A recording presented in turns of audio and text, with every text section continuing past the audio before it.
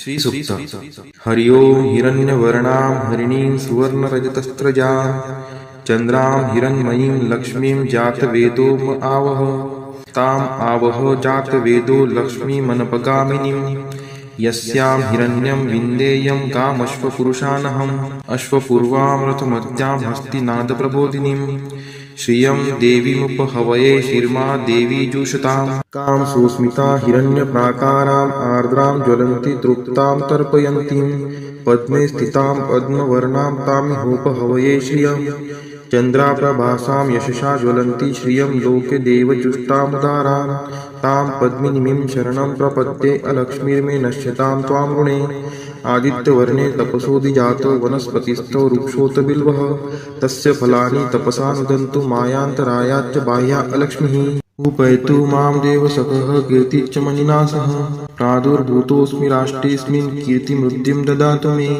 क्षुत्पिपासामलां ज्येष्ठाम् अलक्ष्मीं नाशयाम्यहम् अभूतिं समृद्धिं च सर्वा निर्नुद्मे गृहात् गन्धद्वारां दुराधर्षां निष्टपुष्टां करीषिणीम् ईश्वरी सर्वभूतानां तामिहोपहवये श्रियं मनसः काममाकुतिं वाचः सत्यमशीमहि पशूनां रूपमन्नस्य मयि श्रीश्रयतां यशः कर्दमेन प्रजाभूता मयि सम्भवकर्दम श्रियं वासय मे कुले मातरं पद्ममालिनीम् आपः स्रजन्तु स्निग्धानि चिक्लितवसमे गृहे नीचदेवीं मातरं श्रियं वासय मे कुले आर्द्रायः कर्णीं यष्टिं सुवर्णां हेमालिनीं सूर्यां हिरण्मयीं लक्ष्मीं जातवेदो म आवह आर्द्रां पुष्करिणीं पुष्टिं पिङ्गलां पद्ममालिनीं चन्द्रां हिरण्मयीं लक्ष्मीं जातवेदो म आवह तां म आवह जातवेदो लक्ष्मीमनपगामिनीं यस्यां हिरण्यं प्रभूतं गावो दाश्चोश्वान् विन्देयं पुरुषानहम्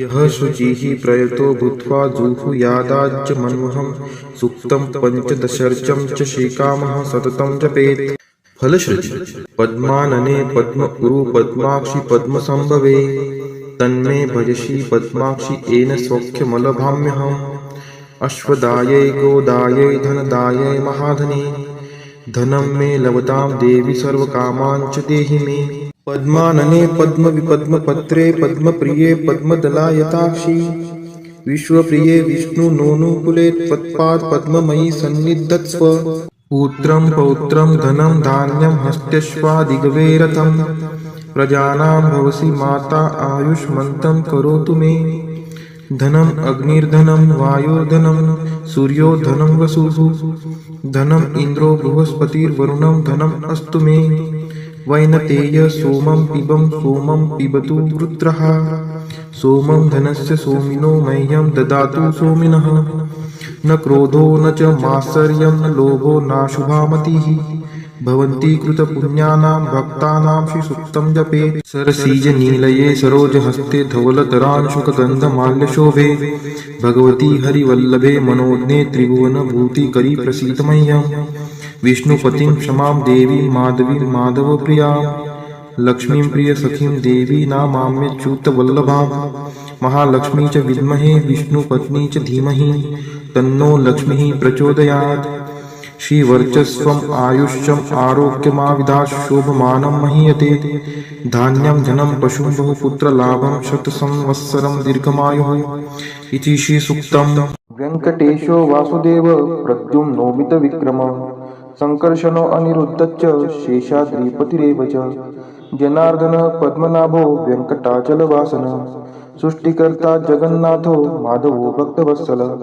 गोविन्दो गोपति कृष्णकेशवो गरुडध्वज वराहो वामनश्चैव नारायण अधोक्षज श्रीधर पुण्डरीकाक्ष सर्वदेवस्तुतो हरि श्रीनृसिंहो महासिंह सूत्रकार पुरातन रमानाथो महीभर्ता मधुर पुरुषोत्तम सोडपुत्रप्रिय शान्तो ब्रह्मादीनां वरप्रद श्रीनिधि सर्वभूतानां भयकृद्भयनाशनः श्रीरामो रामभद्रश्च भवबन्धैकमोचकः भूतावासो गिरावास श्रीनिवास श्रियपतिः अच्युतानन्द गोविन्दो विष्णुर्वेङ्कटनायकः सर्वदेवैकशरणं सर्वदेवैकदैवतं समस्तदेवकवचं सर्वदेवशिखामणि इतीदं कीर्तितं यस्य विष्णोरमिततेजसः त्रिकाले यः पठेत् नित्यं पापं तस्य न विद्यते। राजद्वारे पठेत् घोरे संग्रामे रिपुसङ्कटे। भूतसर्पपिशाचादि भयं नास्ति कदाचन। अपुत्रो लभते पुत्रान् निर्धनो धनवान् भवेत्। रोगार्तो मुच्यते रोगात् बद्धो मुच्येत बन्धनात्। यद्यदिष्टितमं लोके तत्तत् प्राप्नोत्य संशयः। ऐश्वर्यराजसम्मानं भक्तिमुक्तिफलप्रदं। विष्णोर्लोकैकसोपानं सर्वदुःखैकनाशनं। सर्वैश्वर्यप्रदं नृणां सर्वमङ्गलकारकं। मायावी परमानन्दं त्यक्त्वा व्यङ्कटमुत्तमं। स्वामी पुष्करिणीतीरे रमया सह मोदते। कल्याणाद्भुतगात्राय कामितार्थप्रदायिने श्रीमद्वेङ्कटनाथाय श्रीनिवासाय ते नमः। वेङ्कटाद्रिसमं स्थानं ब्रह्माण्डे नास्ति किञ्चन। वेङ्कटेशसमो देवो न भूतो न भविष्यति। इति ब्रह्माण्डपुराणे ब्रह्मनारद संवादे श्री वेङ्कटस्तोत्रं सम्पूर्णम्।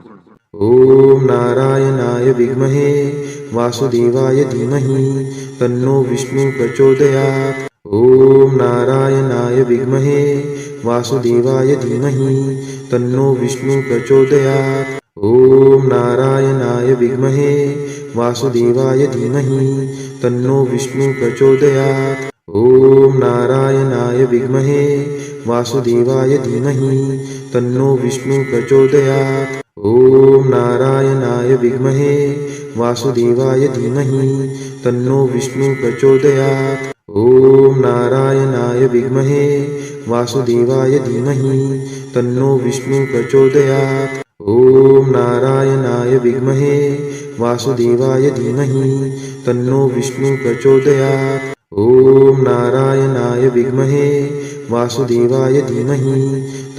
ॐ नारायणाय विद्महे वासुदेवाय धीमहि तन्नो विष्णु प्रचोदयात्। ॐ नारायणाय विद्महे वासुदेवाय धीमहि तन्नो विष्णु प्रचोदयात्। ॐ नारायणाय विद्महे वासुदेवाय धीमहि तन्नो विष्णु प्रचोदयात्।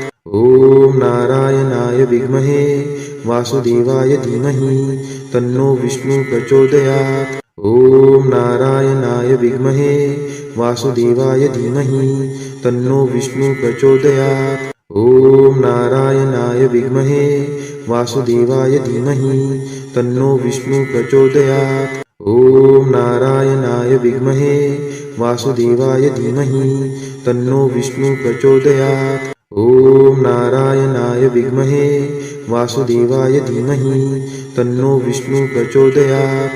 ॐ नारायणाय विद्महे वासुदेवाय धीमहि तन्नो विष्णु प्रचोदयात्। ॐ नारायणाय विद्महे वासुदेवाय धीमहि तन्नो विष्णु प्रचोदयात्। ॐ महालक्ष्मी च विद्महे विष्णुपत्नी च धीमहि तन्नो लक्ष्मी प्रचोदयात्।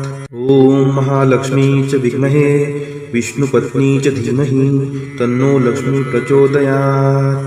ॐ महालक्ष्मी च विद्महे विष्णुपत्नी च धीमहि तन्नो लक्ष्मी प्रचोदयात्। ॐ महालक्ष्मी च विद्महे विष्णुपत्नी च धीमहि तन्नो लक्ष्मी प्रचोदयात्।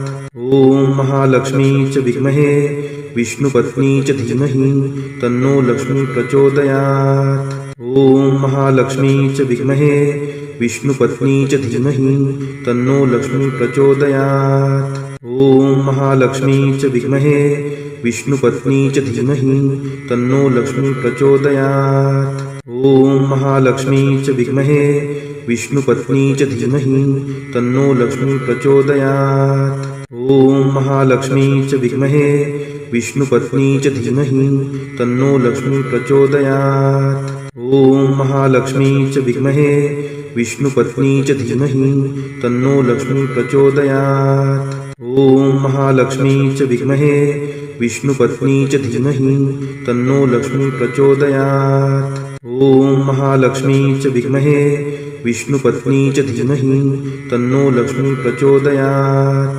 ॐ महालक्ष्मी च विद्महे विष्णुपत्नी च धीमहि तन्नो लक्ष्मी प्रचोदयात्। ॐ महालक्ष्मी च विद्महे विष्णुपत्नी च धीमहि तन्नो लक्ष्मी प्रचोदयात्। ॐ महालक्ष्मी च विद्महे विष्णुपत्नी च धीमहि तन्नो लक्ष्मी प्रचोदयात्। ॐ महालक्ष्मी च विद्महे